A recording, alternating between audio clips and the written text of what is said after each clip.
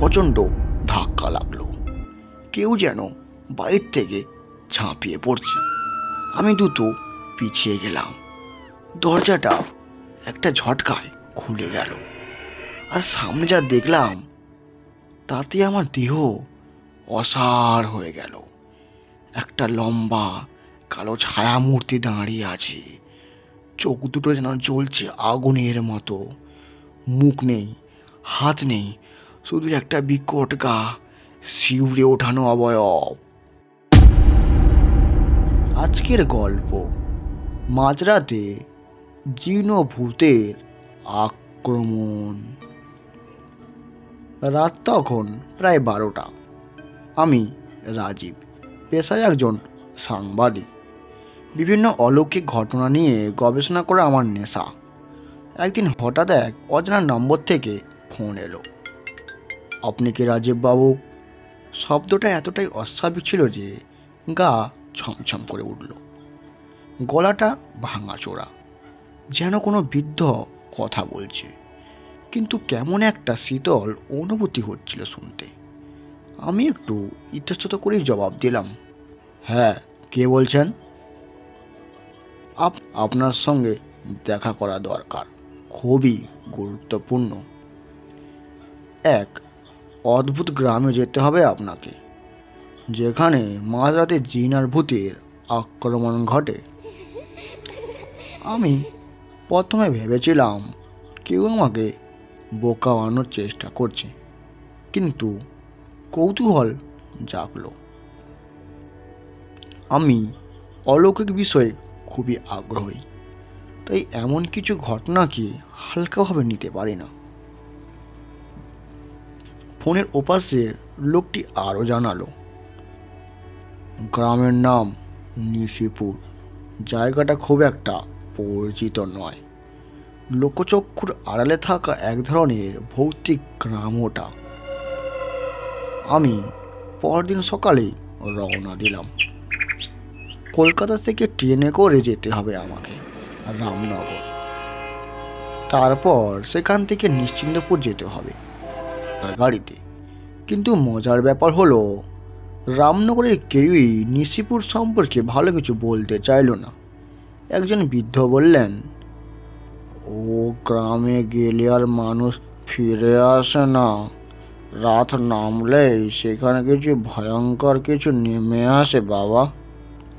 আমি হেসে বললাম, ভূত পেত বলে কিছু হয় না কাকাবাবু। কিন্তু বৃদ্ধের চোখ ছিল অদ্ভুত আতঙ্ক। তিনি বললেন, ভূত না, জিন। ওরা দেহে ভর করে, আর একবার যদি কাউকে ধরে ফেলে সে আর কখনো স্বাভাবিক হতে পারে না বাবা। এই কথার পরও আমি ঠিক করলাম আমি ওইখানে যাব। দুপুরের দিকে নিশিপুরে পৌঁছালাম। গ্রামটা স্বাভাবিক গ্রামের মতোই, তবে একটা অস্বাভাবিক নীরবতা চারিদিকে। মানুষের সংখ্যা খুবই কম। কিছু দূর হাঁটার পর এক বৃদ্ধ বসে আছেন। তিনি আমাকে দেখেই বললেন, ফিরে যান বাবু, আপনার এখানে আসা মোটেও উচিত হয়নি। আমি বললাম, আমি এক রাত এখানে থাকতে চাই, এটা নিয়ে একটা প্রতিবেদন লিখব। তিনি দীর্ঘশ্বাস ফেলে বললেন, আপনি জানেন না মাঝরাতে এখানে কিছু একটা ঘটে। এখানে এক অভিশপ্ত কুঠি আছে, যেখানে কেউ রাত কাটাতে পারে না বাবা। আমি জিনিসটাকে খুবই চ্যালেঞ্জ হিসেবে নিলাম। আমি ঠিক করলাম সেই কুটিতেই আমি রাত কাটাবো। রাত তখন ঠিক 12টা। আমি কুটির ভিতর একটা পুরনো কাঠের চেয়ারে বসে ডায়েরিতে নোট লিখছিলাম। বাতাসটা ক্রমশ ভারী হয়ে এসেছিল। হঠাৎ মনে হলো দরজার বাইরে কেউ দাঁড়িয়ে আছে, আর কেউ হাঁটছে। আমি টর্চ জ্বালিয়ে দরজা খুললাম। কেউ নেই, কিন্তু পায়ের ছাপ, শুকনো মাটিতে তাজা তাজা পায়ের ছাপ দেখা যাচ্ছে, যেন কেউ মাত্র কয়েক মুহূর্ত আগেই এখানে ছিল। হঠাৎ জানলার কাঁচটা কাঁপতে লাগলো।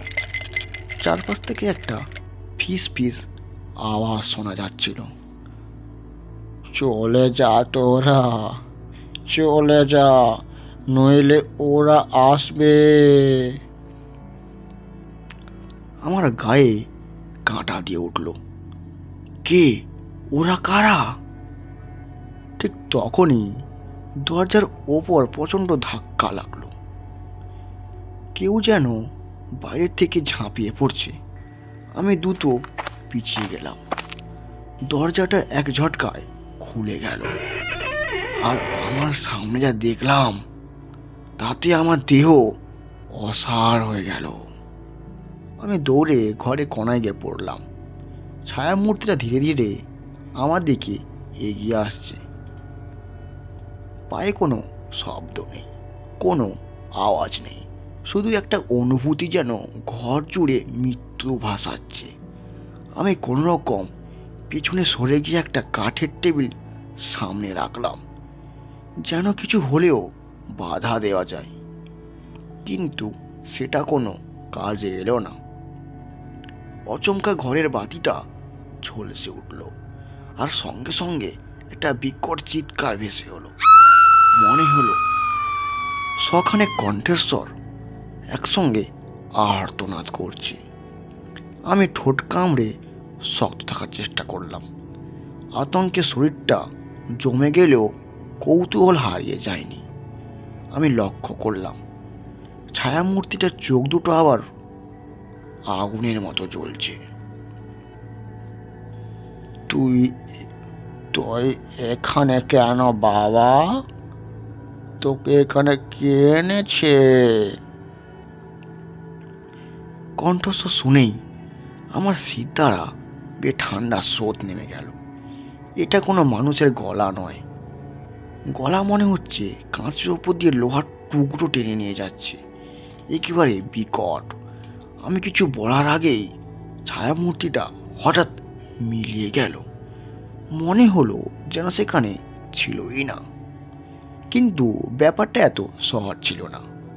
চারপাশে শীতল বাতাস বয়ে যাচ্ছিল, জানলার কাঁচ কাঁপছিল, আর আমি স্পষ্ট শুনতে পেলাম, এখান এখান থেকে চলে যাও, নইলে তোরাও শেষ হবি এখনই। আমি এক মুহূর্ত দেরি না করে দরজার দিকে দৌড় দিলাম, কিন্তু দরজা খুলল না, যেন বাইরের কোনো শক্তি সেটাকে চেপে ধরে রেখেছে। ঠিক তখনই আমার পায়ের নিচের মাটি কাঁপতে লাগলো। মনে হলো পুরো ঘরটাই কাঁপছে। এমন সময় একটা অদ্ভুত দৃশ্য দেখতে পেলাম।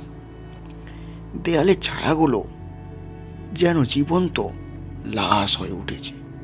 তারা হেলে দুলে চলেছে, আর তাদের আকৃতিগুলো মানুষের নয়। কিছু অদ্ভুত বিকৃত মুখ, লম্বা হাত, বিশাল বিশাল চোখ, মুখ নেই কারোর। আমি আতঙ্কের ঘরের কোণে চেপে বসলাম। ঘরের মধ্যে থাকা ছায়াগুলো যেন একটা ভৌতিক নাচ শুরু করলো। তারা হঠাৎ মিলিয়ে যাচ্ছিল, আবার ঘরে ফিরে আসছিল।